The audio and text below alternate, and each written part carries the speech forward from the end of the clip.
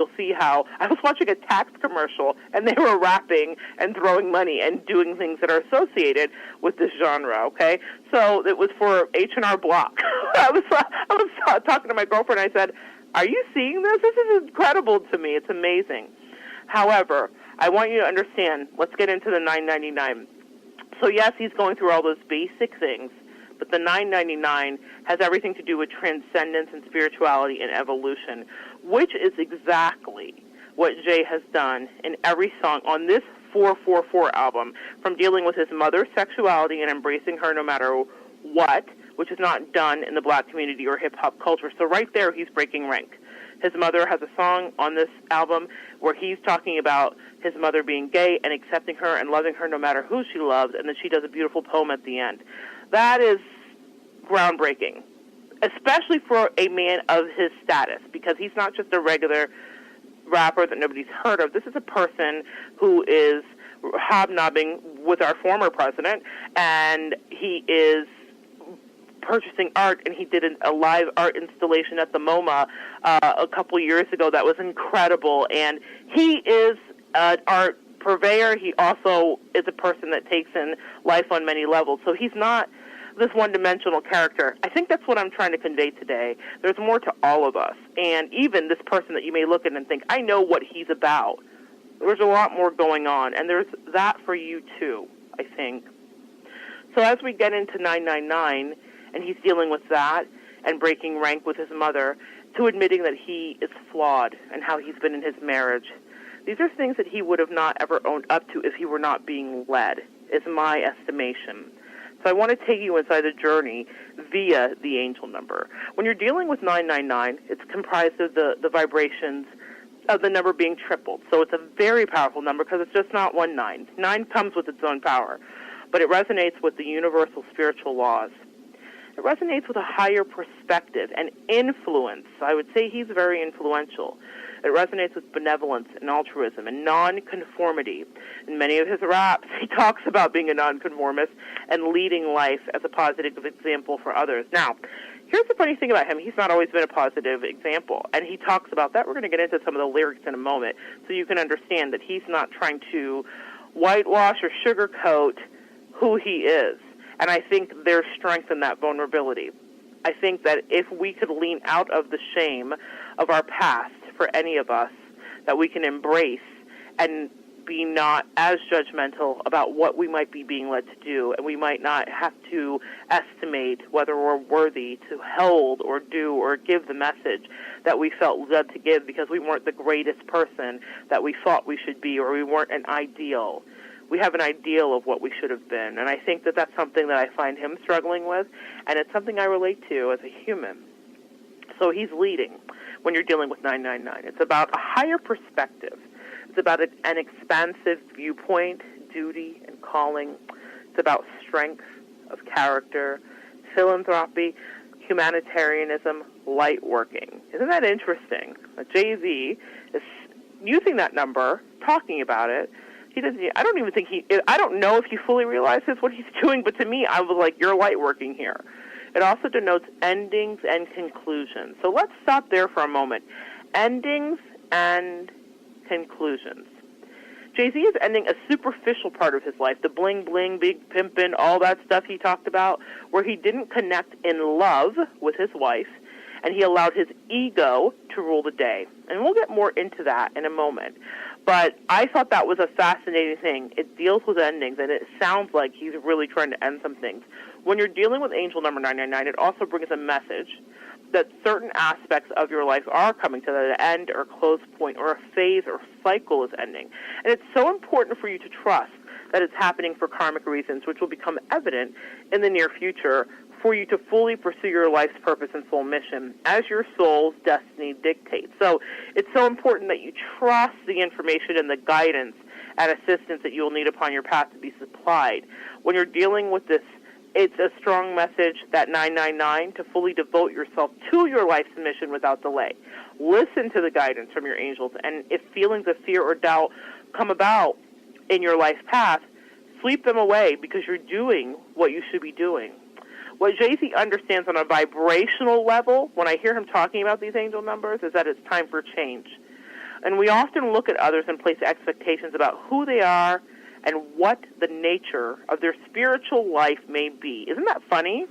Now, we make snap decisions. It's what we do, and it's what we have to do for evolutionary purposes, meaning in order to survive, our ancestors had to make a split decision: will that dinosaur kill me? Or will that, is that animal a danger? Is this berry going to kill me? Is this mushroom the right thing to eat? There are split-second decisions, and that's why we have intuition, and we use that lizard part of our brain we've talked about before, the very primal part that makes that decision. But we do that still, even though it's not for matters of survival all the time, even though on some level it is. I think that we do that. We make these snap judgments about people. And I've learned this important lesson as I follow his career and other artists that I respect of various genres, again's career, is that we can't know what someone's spiritual life is. Because I see in evidence by what he's created here that our angels are always communicating to each and every one of us, and that we're met at the level we're at. We're spoken to and we're guided, and it has truly never been more evident than when I'm listening to this album. He is plugged in, and he has been plugged in, and I personally believe that it is the reason that a man from the project has found himself in alignment to become a billionaire before he's 50. Now, I would say, hey, well, why can't that be my experience? While it may not be all of our experiences, we all have an opportunity to achieve excellence if we are only truly listening. And that's the common thread that I want to tie through here. The listening is as complicated as we will make it. Do you get that? People think that listening means I need to go, I need to do confessions, I need to be kneeling and praying and doing all of this. There's so many ways to listen. For some people, that is exactly how they listen here and get spoken to. That works beautifully for them, and God never misses them. For some people, it's going out in nature and connecting. For some people, it's finding feathers. For some people, it's seeing numbers. But you know what? We're vibrational beings, and we're always being communicated with. So if you are asking and seeking and you want to hear, you'll hear in whatever way it speaks to you. For some people, it's through Buddhism. Through some people, it's through other explorations of spirituality. But there is no wrong way. Now, some sects of certain religions would have you believe their way is the only way, and I think that's where man gets in and muddles what God, universe, and source created, which was this one love. That is really what life is about. We, as humans, like boxes. We like things to be really neat. We like things to fit and feel right for what feels right for us. We don't want to step outside and maybe embrace somebody else with a differing opinion or a different view or a different religion. Religion is that thing you do, it's rote, and maybe it takes you into a place because it's ritualistic. But spirituality is expansive, and it has no boundaries. And in that way, we all get messages in the way that works for us, because Source is so incredible, so specific, that we can all be spoken to. Even a rapper, even a television host, even a criminal, even a child. Everybody gets to hear. That is the magic, the beauty, and the expansiveness of spirituality.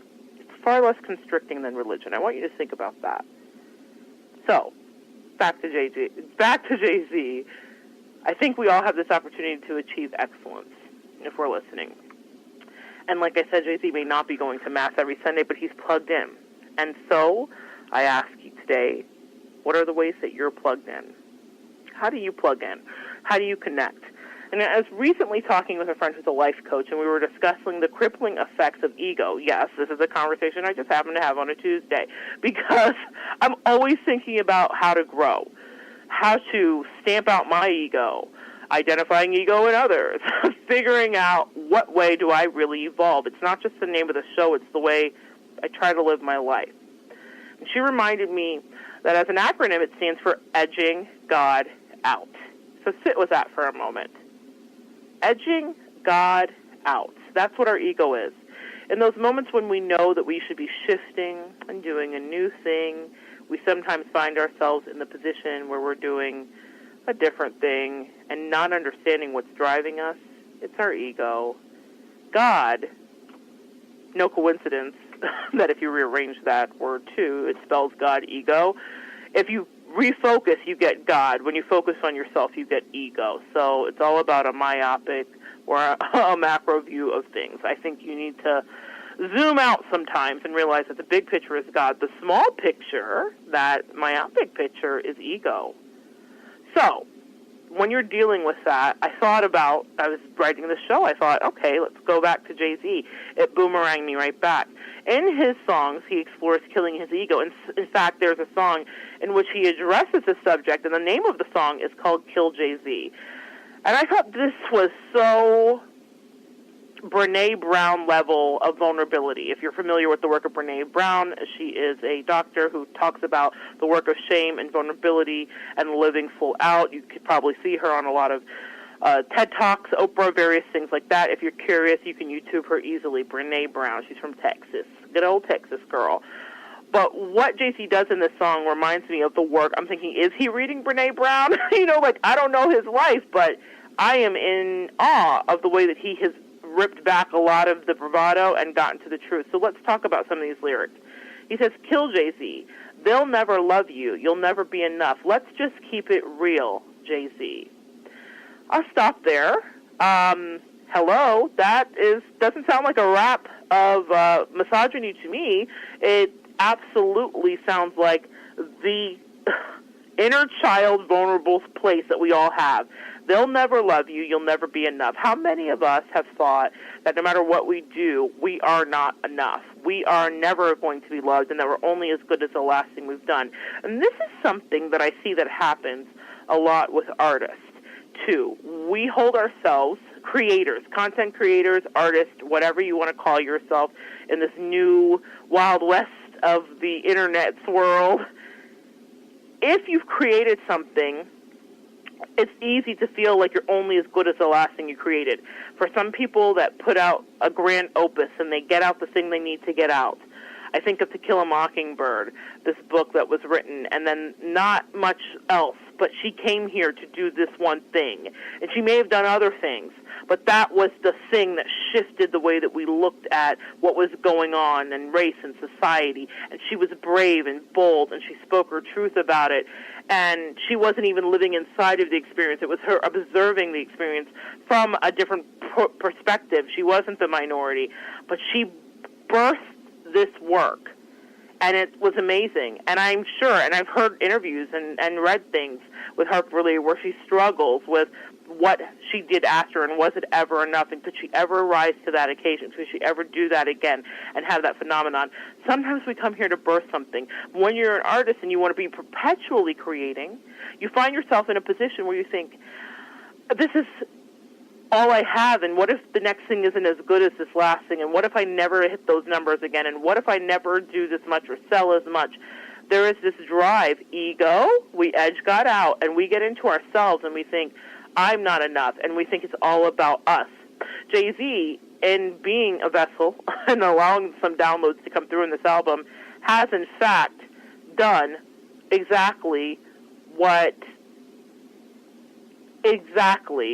he was supposed to do, what he's supposed to birth, I believe. But I thought that was a nice moment of vulnerability. You'll never be enough. Let's just keep it real. He then goes on to talk about how he shot his own brother. He says, you shot your own brother. How can we know if we can trust Jay-Z? And you better know, I know you, and I know you've gotten better, but you owe this to your daughter, Blue. He has a daughter named Blue Ivy. And he's talking about he has to be a better person because he has this daughter to provide for and raise, and this daughter that's going to look up to him. And then he goes deeper. He says, you had no father. You had the armor. But now you have a daughter. You have to get softer. Then he says, die, Jay-Z. This isn't back in the days. You don't need an alibi, Jay-Z. Cry, Jay-Z. We know the pain is real, but you can't heal what you never reveal. What are you going to do, Jay-Z?